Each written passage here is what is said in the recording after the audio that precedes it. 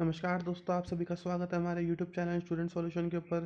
तो दोस्तों, आज की वीडियो का टॉपिक है Covid vaccines in India, all FAQs answered. FAQs means frequently asked questions.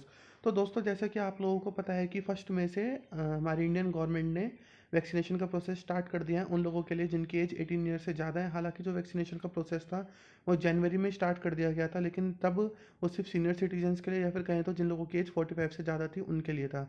तो जो सबसे ज़्यादा कन्फ्यूज़न है हमारे यूथ के अंदर वो ये है कि वैक्सीन लगवाएं या फिर ना लगवाएं, और वैक्सीन लगवाएं तो कौन सी लगवाएं, कोविशील्ड वैक्सीन लगवाएं या फिर कोवैक्सीन लगवाएं। तो ठीक है गाइस, तो ये वीडियो देखने के बाद आप लोगों की सारी कन्फ्यूज़न दूर हो जाएगी कि आप लोगों को वैक्सीन लगवानी चाहिए या फिर वैक्सीन नहीं लगवानी चाहिए, और कौन सी वैक्सीन लगवानी चाहिए, कोविशील्ड वैक्सीन लगवानी चाहिए या फिर कोवैक्सीन लगवानी चाहिए। ओके गाइस, तो सबसे पहले हम देखते हैं कि इन दोनों वैक्सीन को बनाने में कौन सी टेक्नोलॉजी का यूज़ किया गया है। तो दोस्तों, जो हमारी कोविशील्ड वैक्सीन है उसको डेवलप करा है हमारी ऑक्सफोर्ड और एस्ट्राजेनेका ने आपस में मिलकर, और इस वैक्सीन को मैन्युफैक्चर करा है सीरम इंस्टीट्यूट ऑफ इंडिया ने। और दोस्तों, जो हमारी कोवैक्सीन है उसको डेवलप करा है हमारी भारत भारत बायोटेक ने, और किसके साथ मिलकर, आईसीएमआर के साथ मिलकर। और दोस्तों, मैन्युफैक्चर भी हमारा भारत बायोटेक ने ही करा है। ठीक है गाइस, तो अब इसके पीछे की टेक्नोलॉजी देख लेते हैं हम, इसके पीछे की हमारी टेक्नोलॉजी क्या है। ओके गाइस, तो जो क्या है, मैंने जैसे आपको बताया था कि कोविशील्ड वैक्सीन है उसको डेवलप करा हमारी ऑक्सफोर्ड यूनिवर्सिटी ने, और एस्ट्राजेनेका ने आपस में मिलकर उसको मैन्युफैक्चर करा है सीरम इंस्टीट्यूट ने। ओके गाइस, और जो इसकी टेक्नोलॉजी है, इसकी टेक्नोलॉजी है वायरल वेक्टर बेस्ड टेक्नोलॉजी।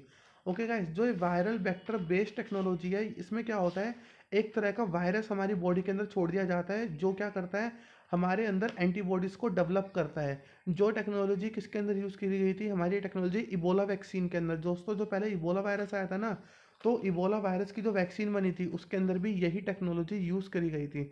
और दोस्तों, दूसरी तरफ जो कोवैक्सीन है, कोवैक्सीन को हमारे भारत बायोटेक ने बनाया है, और ये क्या करती है, ये inactivated form of corona virus that destroys the ability of the virus to multiply in the human body. तो दोस्तों, ये वैक्सीन क्या करती है, हमारी बॉडी के अंदर एक inactive form of corona virus को छोड़ती है। ओके गाइस, जैसा कि यहाँ पे लिखा है inactive form of corona virus. ठीक है, तो हमारी बॉडी के अंदर inactive form of corona virus को छोड़ देती है, जो क्या करता है, जो कोरोना वायरस, अगर हमारी बॉडी के अंदर कोरोना वायरस आ जाता है तो उसकी कौन सी प्रॉपर्टी को खत्म कर देता है, ये multiply in the human body. तो दोस्तों, आप लोगों को पता है जो वायरस है वो कैसे फैलता है। वायरस के जो छोटे छोटे बैक्टीरिया कहें तो, या फिर माइक्रोब्स कहें तो, या फिर कुछ भी आप उसको नाम दे सकते हैं, वो आपस में मल्टीप्लाई होते रहते हैं। वो 1 से 2, 2 से 4, 4 से 8, 8 से 16, एक तरह से हराइकल वे में आगे बढ़ते हैं। इनकी भी अपनी हैराकी होती है खुद की। तो क्या करते हैं दोस्तों, जो हमारी कोवैक्सीन है वो क्या करती है, कोवैक्सीन हमारे अंदर एक डेड कोविड का वायरस छोड़ देती है, जो क्या करती है, आगे कोरोना वायरस को बढ़ने में मदद नहीं करती या फिर आगे कोरोना वायरस को बढ़ने नहीं देती है। ठीक है दोस्तों, तो how long it takes for vaccine to give us protection.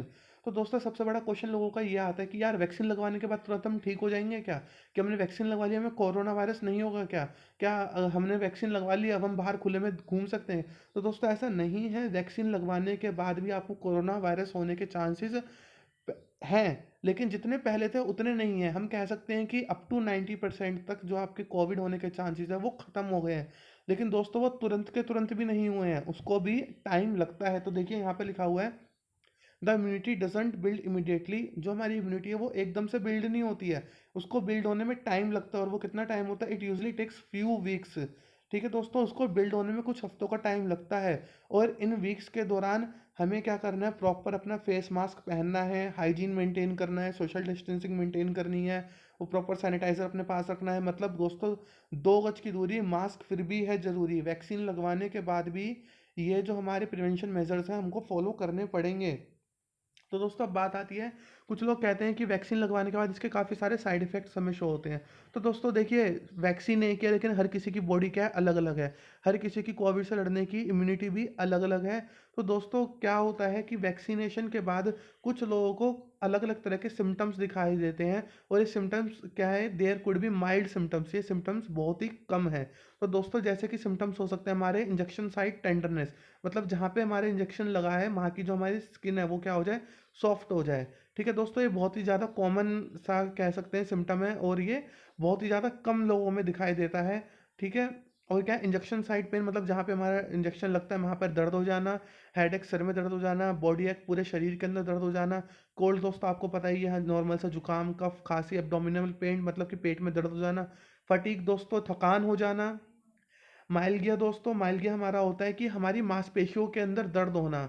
ठीक है दोस्तों। और मलाइस, मलाइस मतलब क्या होता है, बेचैनी सी महसूस करना। आप लोगों ने सुना होगा कि बेचैनी सी महसूस हो रही है इंजेक्शन लगवाने के बाद, तो ये भी उसका एक सिम्टम है। तो दोस्तों अगला सिम्टम यहाँ पे लिखा है पैरेक्सिया। पैरेक्सिया मतलब होता है कि नॉर्मल सा टेम्परेचर में इंक्रीज हो जाना, या फिर हम लोग उसे फीवर भी कह सकते हैं। चिल्स मतलब ठंड लगना। आर्थगेलिया मतलब दोस्तों होता है जोड़ों का दर्द हो जाना। और नोसिया, नोसिया आप लोगों को पता ही होगा, हमारा जी मचलाना, मतलब कि सब कुछ बड़ा अजीब अजीब सा लगना, या फिर ये भी कह सकते हैं कि उल्टी आना। और दोस्तों यहाँ पे लिखा हुआ है कि वेरी रेयर इवेंट्स, मतलब कि बहुत ही ज़्यादा कम इवेंट्स। ये कह सकते हैं हम हजार में सिर्फ एक इवेंट ऐसा देखा गया होगा जहाँ पर हो गई होगी डी माई एलिनेटिंग। तो दोस्तों डी माई एलिनेटिंग एक तरह का लकवा होता है जहाँ पे हमारे शरीर के कुछ ऑर्गन्स काम करना बंद कर देते हैं। लेकिन ये बहुत ही ज़्यादा कम केसेस में, मतलब मैंने जैसे हजार से एक बोला था ना, आप हजार में भी एक नहीं, आप लाखों में एक केस के अंदर मान के चलिए। ओके दोस्तों, तो बात करते हैं how much does it cost to get vaccinated. तो दोस्तों आप लोगों को तो पता ही है इंडियन गवर्नमेंट ने कितना अच्छा इनिशिएटिव उठाया है कि वैक्सीनेशन फ्री में करवाने का। लेकिन फिर भी जो वैक्सीनेशन की कॉस्ट है मैं आपको बता देता हूँ कि वो क्या है।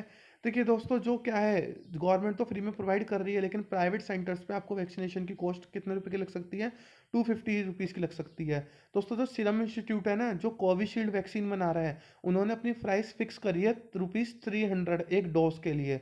ठीक है दोस्तों, किसके लिए, स्टेट गवर्नमेंट के लिए। और प्राइवेट हॉस्पिटल्स के लिए उन्होंने फिक्स करी है ₹600 की। और वहीं पर जो भारत बायोटेक है, जो कोवैक्सीन बना रहा है, उन्होंने स्टेट गवर्नमेंट के लिए ₹400 की कॉस्ट फिक्स करी है, और प्राइवेट के लिए 1200 की।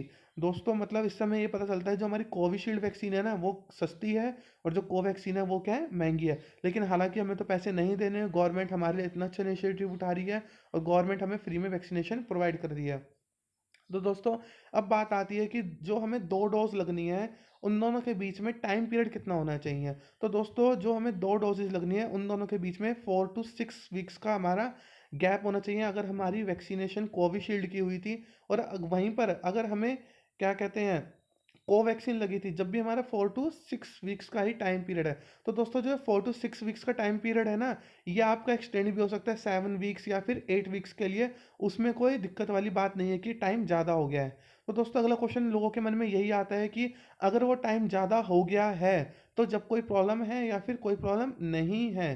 तो दोस्तों सबसे पहली बात तो क्या, अगर आपका 8 वीक से 9 वीक से टाइम ज़्यादा हो गया है, तो तब भी आपको वैक्सीनेशन प्रोसेस रीस्टार्ट करवाने की जरूरत नहीं है। मतलब ये नहीं कि अब आप बोलो कि मुझे सेकंड डोज नहीं है, मुझे पहली डोज दोबारा से लगेगी।